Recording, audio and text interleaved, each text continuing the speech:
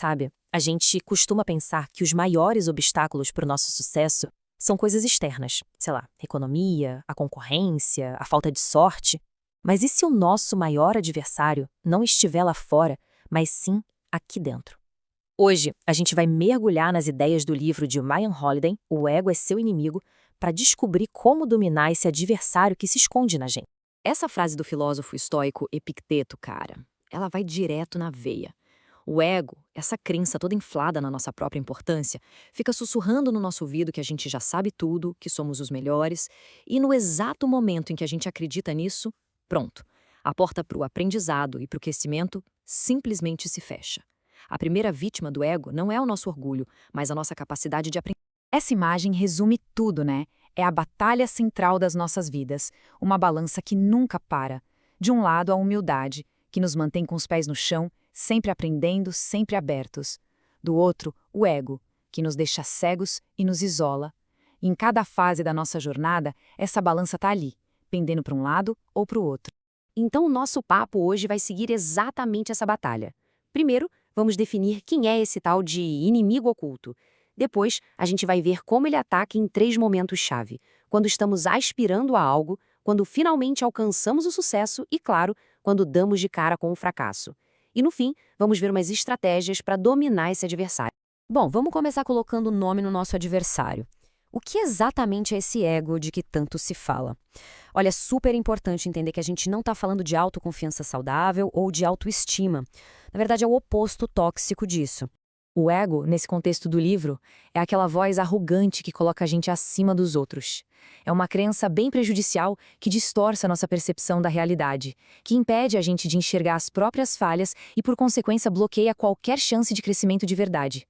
Ele se apresenta como o nosso maior fã, mas, na real, é o nosso sabotador mais perigoso. Agora, a gente entra na primeira arena de batalha, a fase da aspiração. É aqui, muito antes de qualquer troféu ser levantado, que o ego já está trabalhando quietinho nos bastidores para nos sabotar. O jogo começa aqui, muitas vezes sem a gente nem perceber. E a armadilha mais clássica é essa: falar versus fazer. O ego adora o reconhecimento que vem da conversa, mas odeia o suor do trabalho de verdade. Pense na campanha fracassada de Upton Sinclair para governador. Ele discursou de forma brilhante sobre seus planos, mas a conversa ficou muito maior que a ação. É muito mais fácil postar sobre as metas do que trabalhar em silêncio por elas, porque o ego não quer progresso, ele quer o atalho da validação. O estrategista militar John Boyd resumiu isso de forma perfeita. Ele disse que, na vida, a gente encara uma escolha fundamental. A gente quer ser alguém ou fazer algo. Ser alguém é sobre o ego, o título, o status, a aparência. Fazer algo é sobre o propósito, a contribuição, a habilidade, a maestria. São 2 caminhos que, olha, raramente se cruzam. E aí fica a pergunta, né? Qual caminho a gente está seguindo? É uma reflexão poderosa. Se essa análise está fazendo pensar, já aproveita para curtir e seguir o canal Pneuma BR para mais mergulhos como este. A gente adoraria ouvir as ideias nos comentários. Alguém se pega mais focado em ser ou em fazer? Ah, e não esquece de ativar as notificações para não perder o resto do nosso papo. Seguindo em frente, a gente chega na segunda fase e talvez a mais perigosa de todas, o sucesso. O grande paradoxo é que o próprio sucesso pode plantar as sementes da nossa ruína, porque ele é o principal alimento do ego. E talvez não exista um exemplo mais trágico disso do que o de Howard Hughes. Um gênio, pioneiro da aviação, produtor de cinema, o cara tinha tudo, mas o sucesso monumental dele inflou seu ego a um nível que, nossa, e o mesmo sucesso que o construiu virou a força que o destruiu, transformando uma história de triunfo em um conto de advertência sobre autodestruição. E aqui a gente vê o passo a passo da destruição. O ego do Reels convenceu ele de que ele era infalível. Com isso, ele parou de ouvir conselhos, tentou microgerenciar cada detalhe mínimo e, aos poucos, foi se isolando do mundo, o que só alimentou sua paranoia. Suas decisões, que antes eram brilhantes, se tornaram imprudentes. O gênio foi engolido pelo próprio ego que ele alimentou. Agora, num contraste absurdo, a gente tem Kirk Hammett, guitarrista do Metallica. No auge do sucesso da banda, quando ele poderia tranquilamente deixar o ego tomar conta, ele fez exatamente o oposto. Ele reconheceu que tinha limitações como músico e, com toda a humildade, procurou um mentor, o lendário Joe Satriani, para ter aula. E isso nos mostra a chave para sustentar o sucesso, a mentalidade de estudante perpétuo. O caminho é esse. Você alcança o sucesso, mas em vez de se declarar um mestre, você reconhece que ainda tem muito o que aprender. Você busca mentores e, o mais importante, aceita as críticas como ferramentas para continuar crescendo.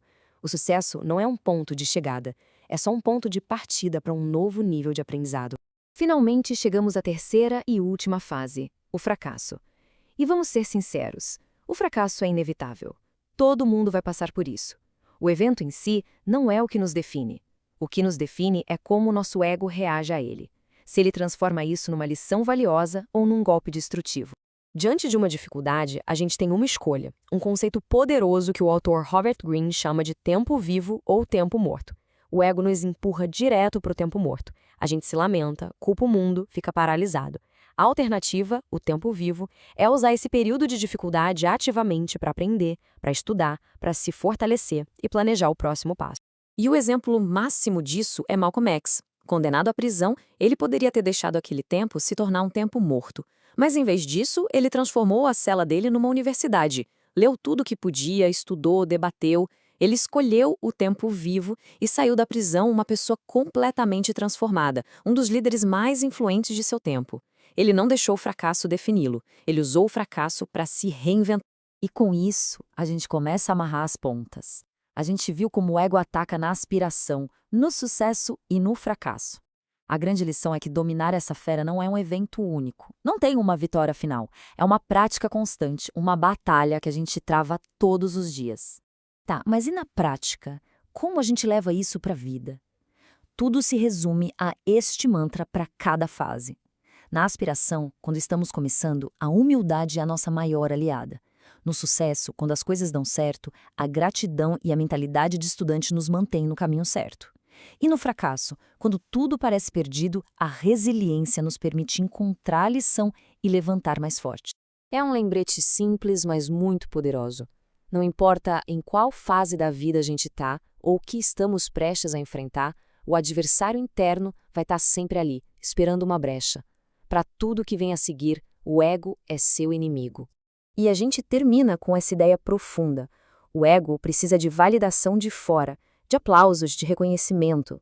Mas quando a gente se liberta dele, encontramos satisfação no próprio trabalho. Fazer o nosso melhor, o esforço em si, já vira recompensa. O esforço é suficiente. E essa, sim, é a verdadeira liberdade.